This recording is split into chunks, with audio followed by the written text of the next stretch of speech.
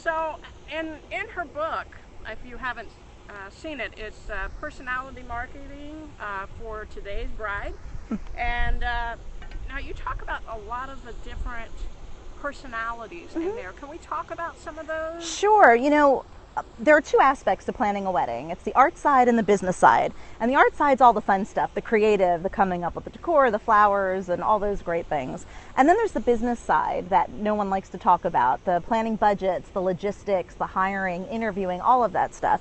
And based on couple strengths, and we have talked to thousands and thousands of couples across the country, and some of them are really great at one part of it and not so good at the other. And based on their strengths and weaknesses, we can kind of categorize them and understand how better to reach them and to sell to them, to work with them. Yeah. Now, what do you usually, you said something about actually submitting questions to kind of figure out what they are. Yeah, so I mean, how many questions are in this? Well, we do have a quiz online, which is kind of fun to take for the okay. brides. So that's one way to do it. They can have, and that's 20 questions, but that's a lot of questions. Okay. As a professional, if you're trying to ascertain what type of bride or what type of client you're speaking with, really it comes down to how expressive are they? Is it really easy for him or her to talk to you about the creative aspect versus is it someone who comes right to you and says, hey, I need to understand pricing? And obviously someone who's very business savvy is really going to concentrate on the business side and not be able to get so much with the creative side. Whereas someone who's just really creative, and we call those visionary brides, the creative ones, they don't know a lot about all the logistics that go into and pricing and things. So you can kind of figure out you're talking to someone who is very visionary, who just likes the art stuff. When you talk to someone who's completely disorganized, and we've all had them, I know we've all had them, where they come into our offices and they have sticky notes and a gazillion different images that don't have any cohesion. Also who really doesn't know how to talk about cost or doesn't understand a budget. You can pretty much guess that is a bewildered bride, so she's confused on all ends. But then sometimes you get someone who seems to really understand everything about it. They can talk to you creatively, they can talk to you about all the business aspects, and that person we call a savvy. So just by quickly understanding and really paying attention to what's important to them, what's making them anxious, you can figure out who you're speaking with. Yeah. Now, how many different personality types are there? Well, we've narrowed them down to 4. Okay. So there are probably gazillions of personalities, and some may flip-flop throughout the planning process, but really 4. So a functional is the one who's really business savvy, the one who isn't very creative, but is really coming up and wanting to renegotiate your contract and figure things out. A visionary, as we discussed, is someone who's really all about the look and the feel, but doesn't really get much about what goes into making that happen. A bewildered is that woman with all the Post-it notes, or that man, I should say, with all the Post-it notes and photos that don't make sense and just doesn't have any sense of size or cost or anything like that. And then who am I missing? The savvy. Did we discuss the savvy who just seems to know a little bit about everything? Yeah. Now, one of the things you talk about in the book was the wedding professional that seemed to just was talking about, oh, I hate the brides that take so much of their time and so forth, and how you felt they just had a misunderstanding. Yeah, I found that a lot. I've often said when I go on my speaking engagements that there became a certain thread of commonality of brides that I didn't get along with, or clients that I didn't get along with, those that just every time I saw them come up on the caller ID, I was hiding under my desk. And for me, I'm functional. I've learned to be creative and do things like that because I plan weddings, so I've kind of nurtured that side. But fundamentally, I'm very business oriented. I make quick decisions, and I understand that. So bewildered brides were very difficult for me. It was a challenge for people who were wishy-washy and always trying to make others happy. So I found I was most unhappy when I was working with clients like that. So I had to kind of teach myself to understand from their perspective why it was they were this way and why they made decisions. And that made it a little bit more tolerable for me, a little bit easier. Okay. What would you recommend for the wedding professionals that seem to struggle to make them, should they just not pick the bride? Well, if you are in that type of situation where you don't have to book every piece of business that comes through, and I suggest that you don't, because not everyone is a good fit, but if you find that you are constantly butting heads and you're miserable with a particular type of personality, that would be the time to have a wonderful colleague that you can refer this person to and not do business with them. So certainly identifying how you're going to work together is a critical part of staying business in such a challenging field.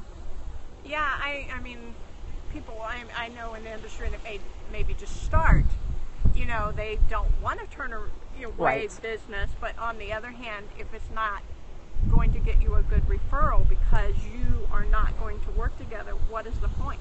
Yeah, you know, excellent consideration. Or you just have to decide that, okay, this is how this person is going to be throughout. How can I make it easier for both of us? Mm-hmm. Yeah. How would you tell them if they wanted to work? I mean, besides buying the book, do you have other things? No, buying the book is good. Very good. You need to buy the book. But do you have like worksheets or something that they can Oh, use? absolutely. They can come find me on SusanSutherland.com, and I'm certainly happy if they send an email. There are some things on our website as well that will give them some insight and information on these little tips and tricks and things they can do. Okay. Yeah. Now, how have you know, with these questionnaires, what do you do once you get them? Once a bride gets them, what's the point? Yeah. It has a lot to do with being able to decide how you're going to present to them. So let's start with selling. Okay. A savvy bride is someone who is confident and she's anxious to try things new. She wants something that no one's ever done before. So you can pull some really great stuff out of your creative box to talk about, hey, you know, if you want to feature a particular type of food and beverage or decor that you've always wanted to do, she's going to be confident for that style, and she's going to want to know that you can come up with that uniqueness.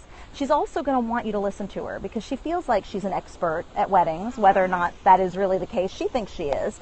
So talk to her in a way that's respectful and on a one-on-one level. Never make her feel like you're speaking down to her. If you're dealing with someone who's a visionary, you need to convey to her when you're selling that you're respectful of her budget. You can help nurture her through that, but let's talk about your vision and all the incredible things. Talk to me about, you know, how you want it to look, and you need to be selling to the beauty of the day. When you're dealing with a bewildered, you're going to need to make sure she understands that you have the confidence to help her make decisions, because she's going to need someone with a backbone to help her through pleasing all the bridesmaids and her mom and her mother-in-law and everyone else. And when you're dealing with, who did I miss? A functional? Did we discuss functional? I can't recall. Functional. She's, you know, she needs help with the creative stuff. She'll renegotiate your contract. She's going to know, you know, if you're a florist, how much each bud costs that went into every flower that went in. But she's going to be scared of the creative stuff, and she's going to want to look to you, and you're going to have to convey to her that you can help her with that. Mm-hmm. Now, for those of you that have joined us, I will take questions if you want to submit. I will try to see them, even though it's really bright out here. Yeah, it's really bright out here. I'm really going to try to see this. But you can submit your questions in, and we'll try to get those to Susan. Thanks so much for the hearts that are going through. Now, if you would also like other wedding professionals or wedding planners to join this broadcast, please share it on Twitter as well as Periscope or Facebook, and so that others can also get Susan's information. But you know, we talked about the sales, and it sounds like really you're using these questionnaires. Oh my goodness! Hello, we had a fans. come through. Anyway, to really do your presentation. Oh yeah. Before she even comes in the door, you already know so much about her before she comes through that door, so you can prepare that presentation to sell. Exactly, and I've heard that so many times coming from couples when they come in the door and someone uses these techniques. They said, my God, I feel like you know me, like you're inside my head. And that's what you want to go for, because couples are looking to build a relationship. They just don't want a salesperson. They want a very personal connection, right? That's what's going to make them trust you. That's what's going to make you stand up above everybody else. So you are simply telling them during the sales process that you understand them and you want to help them bring their vision to life. Right, and you hear so much about these do-it-yourself brides, but really, you know, when it really comes down to it, they just want a hand and maybe the process, and not necessarily doing everything themselves. Yep, and my feeling is when you gain this trust, when they feel like you're really on the same wavelength as they are, you can help coax them out of some of this DIY stuff and maybe say, hey, let's work on this together, or maybe we can make one aspect of this. Yeah. Yeah. So now, once you have the worksheet or the online and you've done the process of going through and finding out what it is that they want, it sounds like because of this technique, it's really finding out what they want. Then Yes. once you connect with them on the level that they want to be connected with, then it's an easier sale. Absolutely, and I think less it a almost budget. becomes less of a sell. You know, it becomes more of, wow, we just really work well together. And I'll give you a good example. I had a functional bride who, her biggest thing is she was terrified about her photographs. She was convinced that she was going to be awkward in absolutely everything. And she must have gone to see 10 different photographers and nobody reached her. Finally, she wound up with one photographer who had studied up on this stuff and saw what her angst was about. And he actually took photos of her during their meeting. He said, let's play a little bit. Let's pose. And, you know, he did some silly things that made her feel comfortable. Well, this worked well for so many different reasons. Number one, they built a rapport. So she wasn't so scared about what the wedding day was going to be like. But number two, he had these gorgeous photos that he was able to, you know, retouch and do whatever he needed to do that he was able to send out as a follow-up. So his follow-up to her was, hey, I just wanted to share with you the photos from our time together, and I really hope to have the opportunity to shoot your day. That was it. It was done. That was the sale right then and there. And frankly, even though she was so money-oriented, being a functional, there was no discussion of money. She knew that her wedding photos were going to be gorgeous. He gave her the confidence that she wasn't going to be awkward, and that's all it took. Yeah. Now, I think that's what I've been hearing a lot about, being able to see a person in action and how they'll actually work with you. Yeah. And there's a new event called Bride Awards.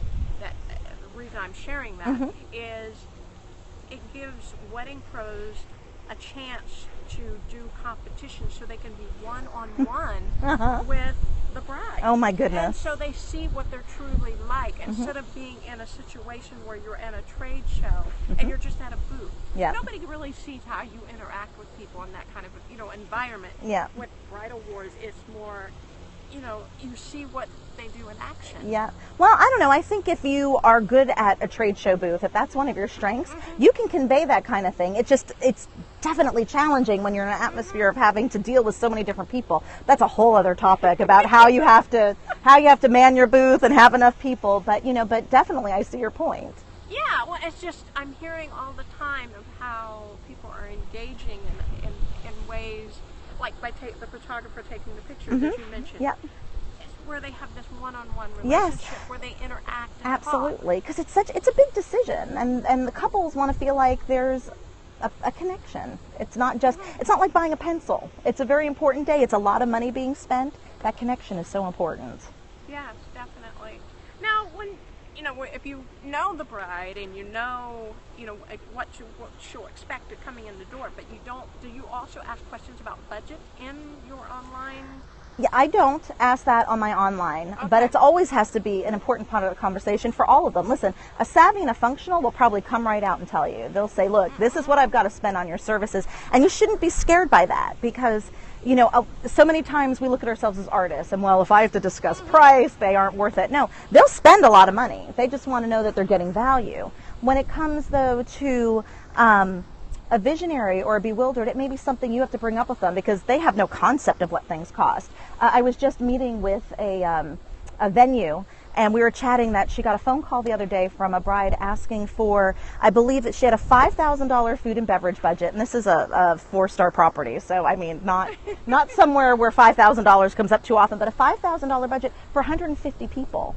So no concept. So this bride, who it happened to be, had no concept, and I think that that's something we face. $5,000 sounds like a lot of money. How often do you spend? But in the context of feeding 150 people, I don't think you could do it at a fast food restaurant. But they just don't have that context, and you have to help them through that. Well, and the other problem we have is the different markets across the country are so different than pricing. Yes. So one city, it might be closer into that budget or not. Yeah. But then other big cities, oh, no way. Not a chance, yeah. In fact, I was talking with Donnie Brown, and he was talking about you couldn't even touch a photographer in Dallas for $5,000. Yeah. Certain standards. Sure. Of a certain realm. Whereas in lovely Orlando, we have a lot of options under that price point. So you have to, couples don't know they have to do their homework. As a wedding professional, it's part of our job to educate them. And you're either educating them to help them through the decision-making process, or you're educating them so you're not spinning your wheels with someone who you clearly won't be able to meet at any price point. Yeah. So how do you educate the bride once they come into the door? I mean, what Wow. do you do? How do you get into the pricing and all that? I think, first of all, that building of rapport is important so that they trust you, so that they trust you to have that conversation, because there's a lot of stuff out there in the media that says, we in the wedding industry are just there to kind of scoop every last piece of money until we get the lint out of their pockets. We are shaking them down for everything. So you have to build that rapport, and then you just have to be honest about it and say, listen, I love your pictures. I love your vision. I want to help you achieve this. Let's talk about what you can spend, and say, I promise I'm going to be very respectful of what you have to spend. I'm not going to try and make you overspend. Let's talk about what we can do together. Yeah. Now, what happens if she comes in with an unrealistic budget? How do you get into these conversations? I mean, my hope would be that she's not walking in your door with an unrealistic budget, because again, that's taking away from your valuable time. So I feel like the education has to happen sooner. But I think it's fair to say, this is where my pricing starts and this is why. I don't feel like we ever have to apologize for what we charge, whether you are a $10,000 photographer or an $800 photographer. Understand why you charge, what you charge, and then that's it. You're not required to discount, but certainly if you feel that that's okay for your brand, you can discount. But just be prepared to talk about it and try to qualify them before taking up an hour of your very precious time, in a conversation. Now, I've heard from some people wedding professionals, that sometimes they qualify them to have their assistant or someone call ahead of time to kind of, I don't break the bad news. Yeah, I don't know. I mean, before you set up that meeting, I don't know. I feel like, this all goes into, do I have pricing on my website? And that's something controversial. Yeah. Right. And I really feel like, first of all, I've done it both ways. I've had all my pricing laid out there, and I've had none of my pricing laid out there. I didn't find it made much of a difference as far as amounts of sales that we closed. Okay. But what my hope is that if we are nowhere in someone's price range, they're going to move on to someone else. So maybe to, at the very least, have a starting point saying, our fees start at blah, blah, blah, or you can expect to be hit with this minimum. And I see that, I go to a lot of photography pages and they'll talk about, most couples spend X amount of dollars with me. It just gives them an idea, because one would hope if you are a $5,000 photographer and a client has $1,000 to spend, that client is knowledgeable enough to know that you're just not going to meet in the middle. It's not going to happen.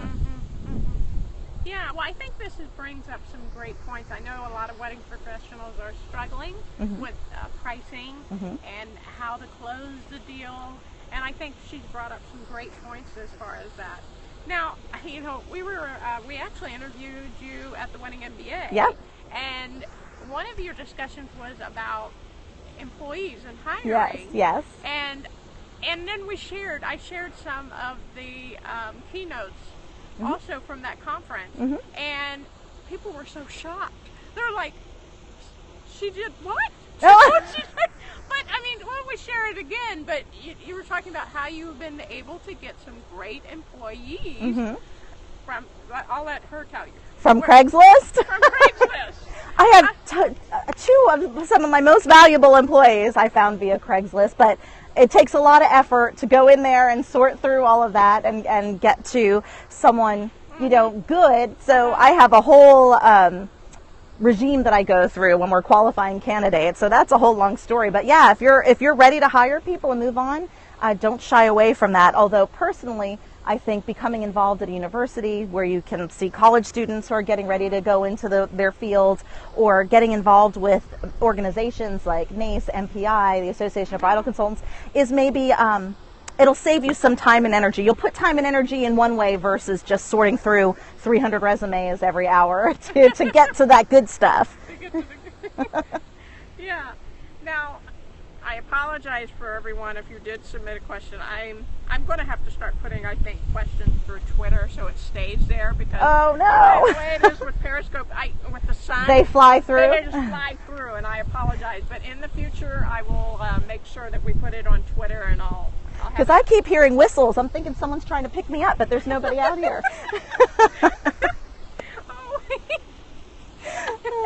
Oh, well.